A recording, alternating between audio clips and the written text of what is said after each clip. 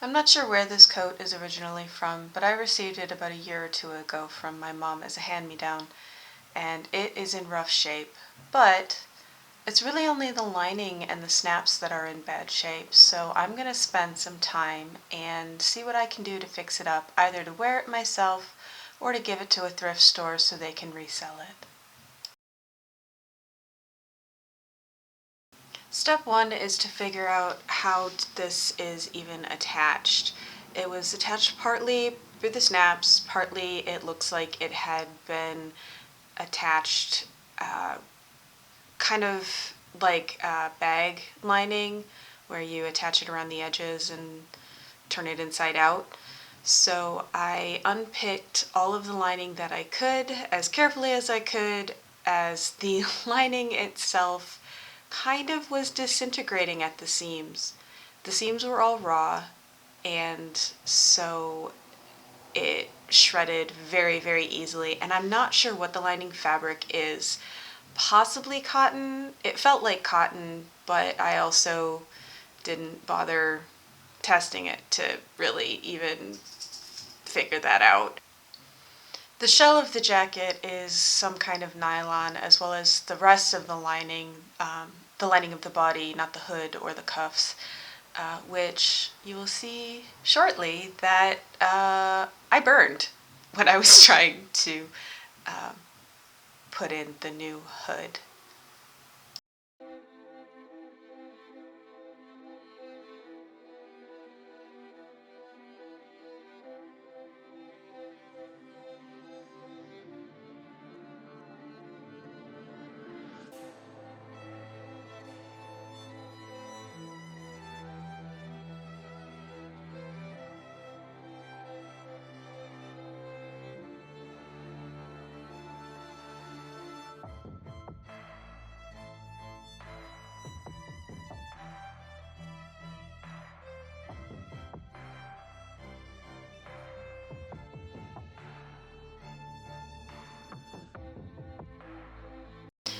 Next, I ironed out the individual pieces of the hood. There were three, two sides and a center trapezoidal type shape.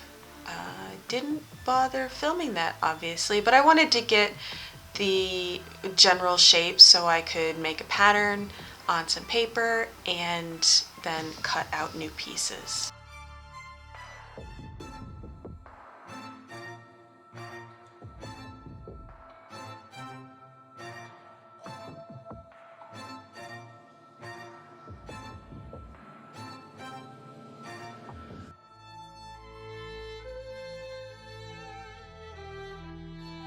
The edges, especially of these side parts, uh, were really tough to get into a single usable shape.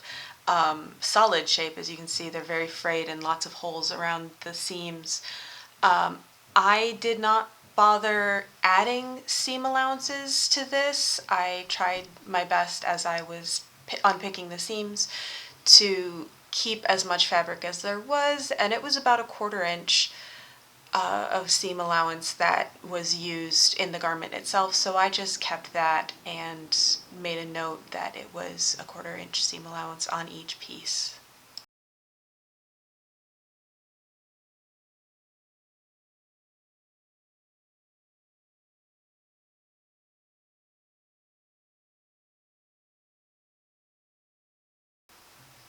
I only took the shape from one of the hood side pieces because they were roughly the same. The very front tab part was a little bit different on one side, but it didn't seem important enough to make a second one, since they should really just be mirrored anyway, and I was able to cut off the little bit of extra fabric that I didn't need on the second piece.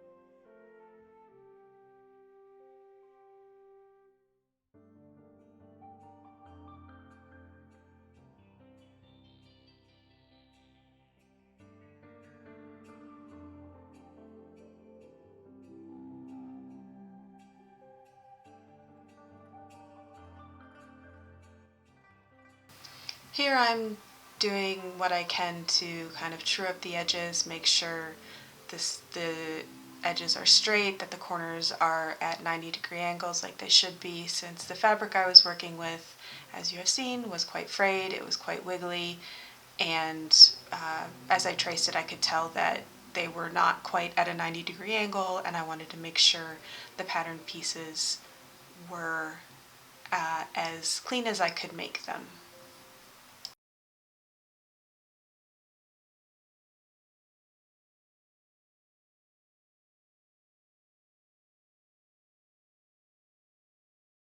And here, watch me not pay attention to which side is up and which is down. As I mentioned, this was a trapezoidal shape. The larger edge of the larger of the two smaller sides should have been up. The smaller should have been at the neckline, and it worked out anyway, but didn't quite match the outer shell.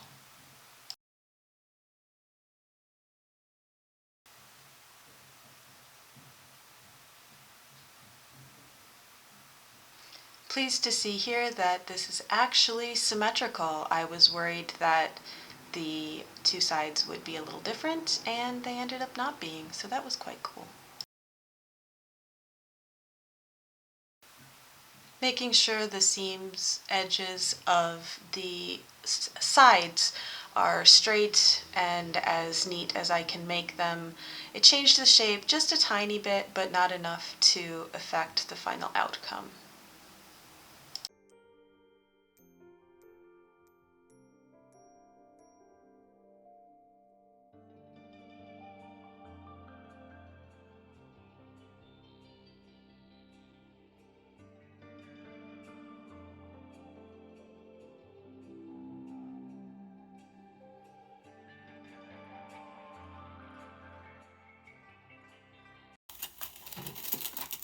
Bud, what are you getting into?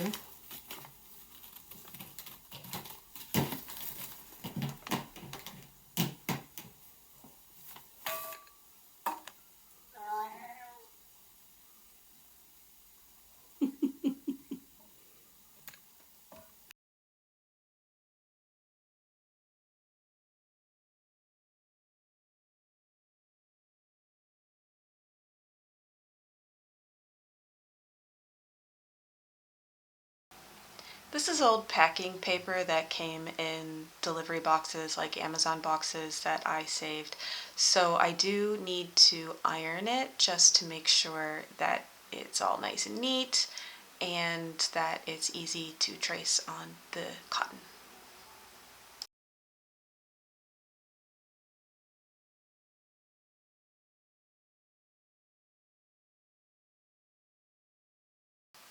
This is some quilting cotton I had left over from a blouse that I made a few years ago before I really got the message that quilting cotton is not necessarily good garment cotton. I still have the blouse, but I have yet to find a way to wear it that makes it look good on my body. Anyway, I had quite a bit left over, and I thought this matched decently well. There's some shades of green in it, so that's what we're using.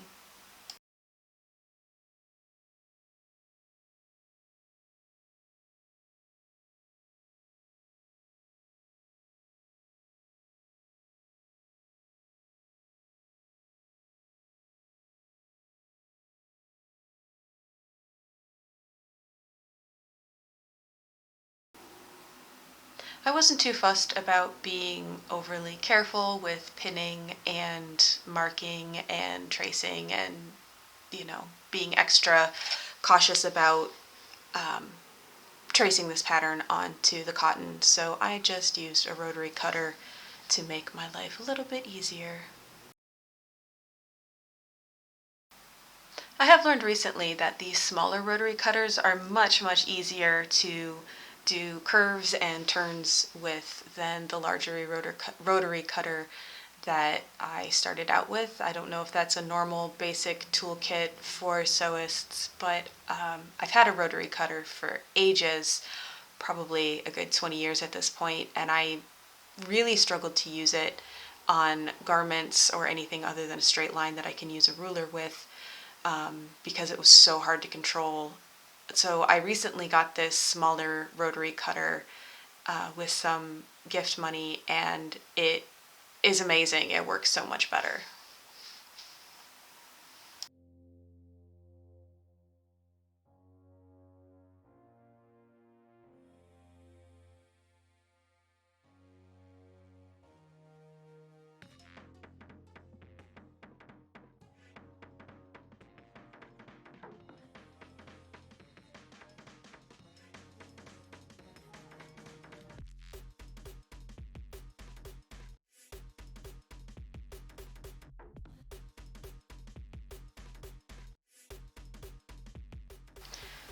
There was no piece of this cotton that was long enough and wide enough to make the whole centerpiece, so I just decided it's a scrap project anyway, I'll just piece it together.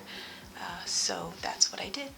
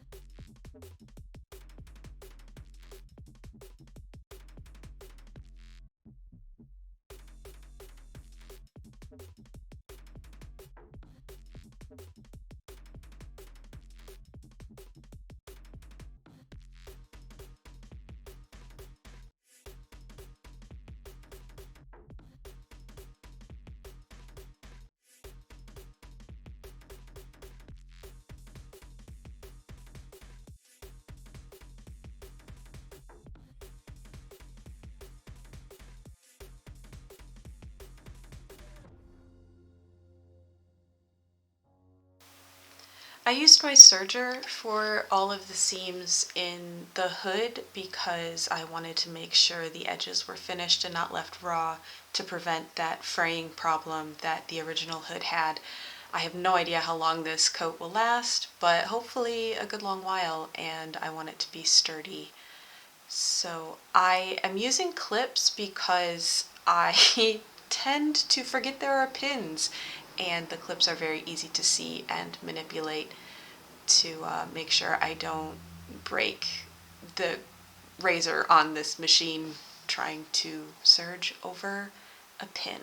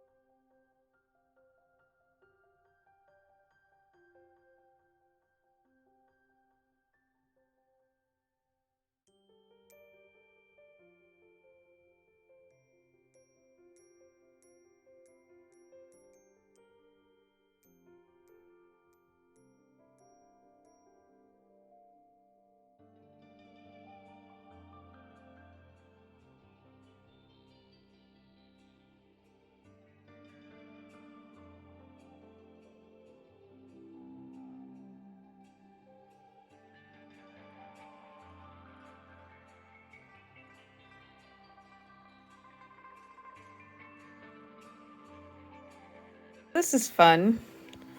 I was ironing on synthetic and it was still too hot and melted the plastic here. So I'm gonna have to make a patch. I'm gonna do that after I get the hood in.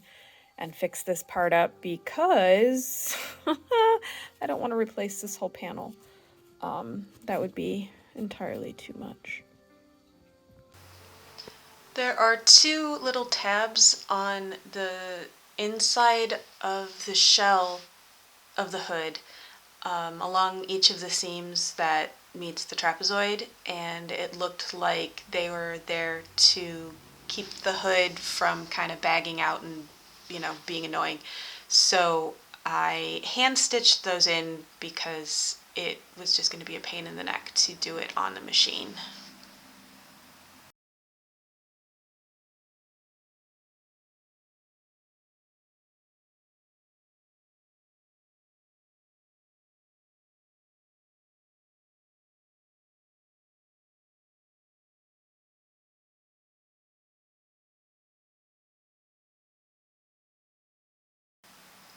For the outer edge of the hood lining, I just made sure everything was flat and tight and just kind of folded over the edges where they fit. And there is a seam along the hood edge that keeps the cord that, pulls the hood tight inside. So I aimed for that, made sure I didn't accidentally catch that cord in the new seam, and this hood's rarely going to be up, so I didn't really worry about making it look pretty and fit the line exactly. I just wanted to make sure it was in there securely.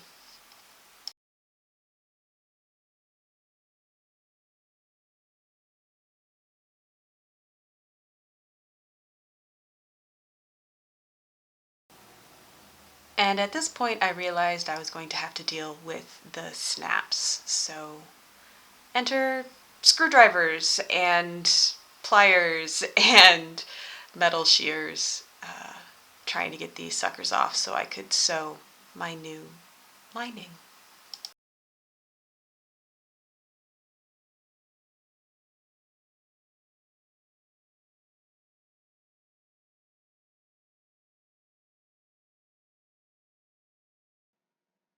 Third time's the charm here. I realized embarrassingly late that I needed to use a zipper foot next to the zipper to get the seam to, go straight and be where I wanted it to be. Um, I ended up following the lines that, well, trying to follow the lines that appeared on the outside of the shell, since that would be what was visible when the jacket's worn. The thread that I had is a little bit more on the yellow side of olive, so it didn't quite match, but it it worked.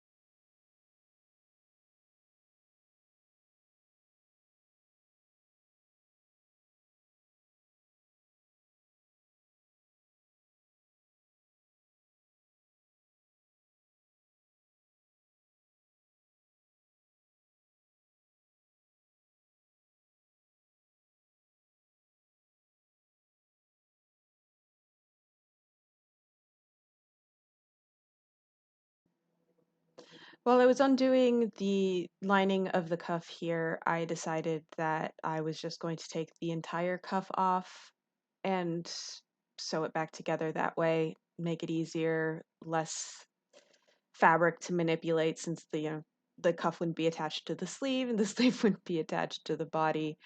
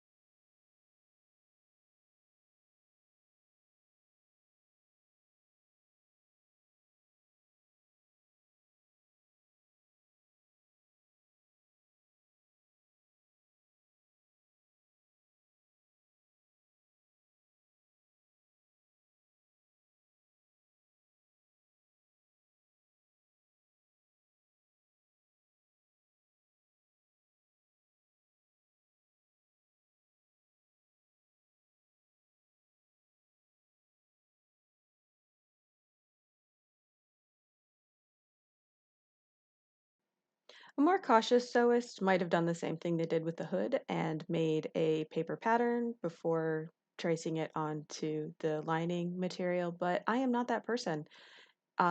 These cuffs already had some interfacing still in them, so I just ironed them flat and traced it directly onto the lining fabric. It worked out just fine. There was a slight curve to it, um, which I think actually made it look a little bit neater than a lot of the other patterns that I've used, shirt patterns that I've used that are just like a straight rectangle. So I'm going to keep that in mind for the future because I rather liked that.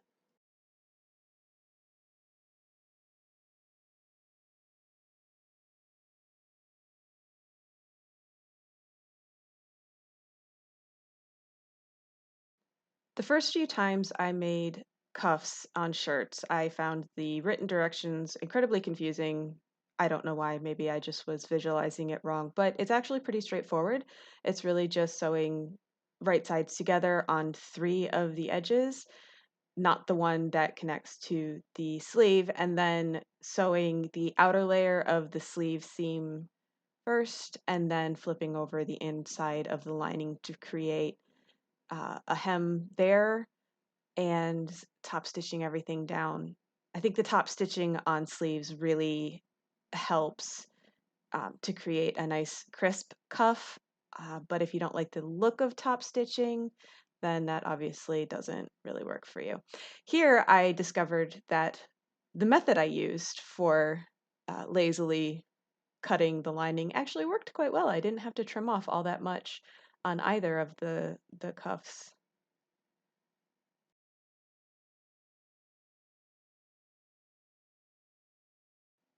Because I was trying to follow the original seam lines since they were so pressed into the fiber, I overdid the top stitching just a little bit. I went a little too far down, and so when I was attaching the cuffs to the sleeves, I did have to unpick a few stitches, but all in all, it worked out.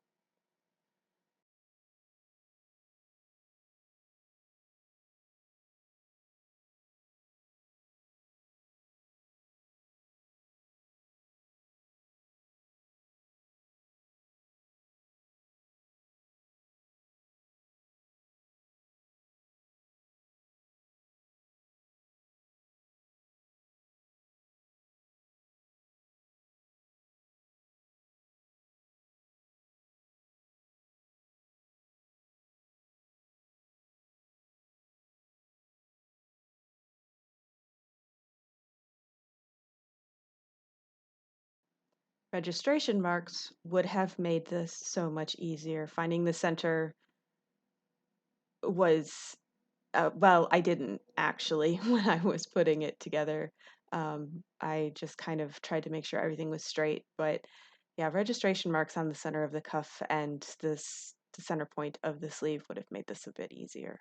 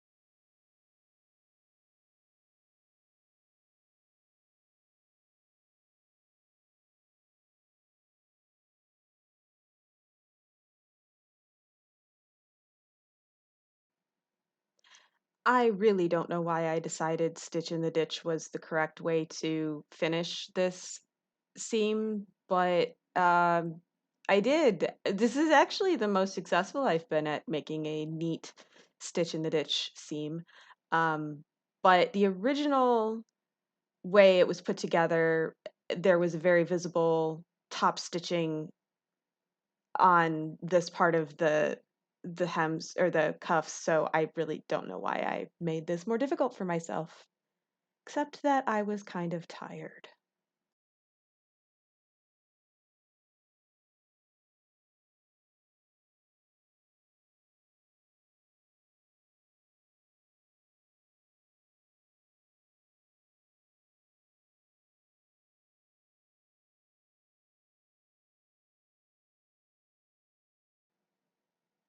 Welcome to my basement, the only place in my house where I have something sturdy enough to smack things with a hammer.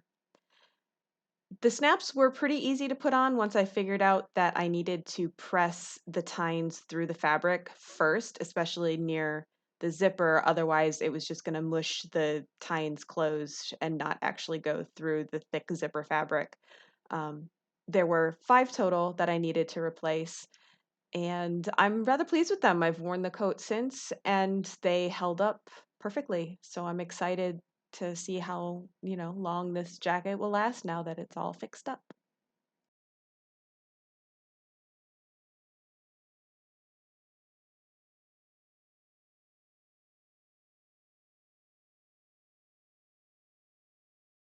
Okay, so we're looking, I don't know if this is visible. Let's see. This is the damage from ironing. So I'm going to try and flatten this out and cut a piece that shape.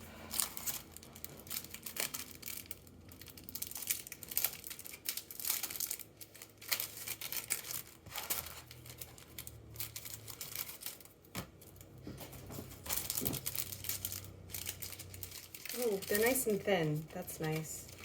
I expected them to be thicker. They're nice and thin.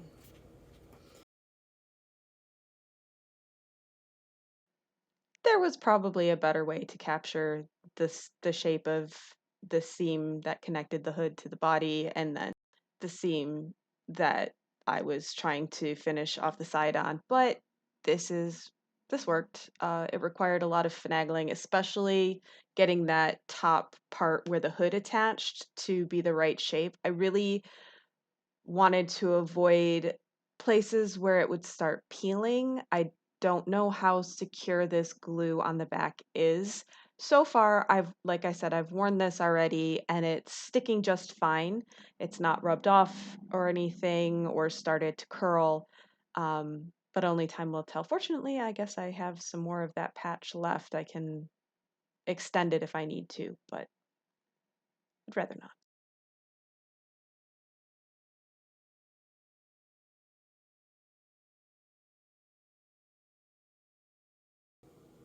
And we're done.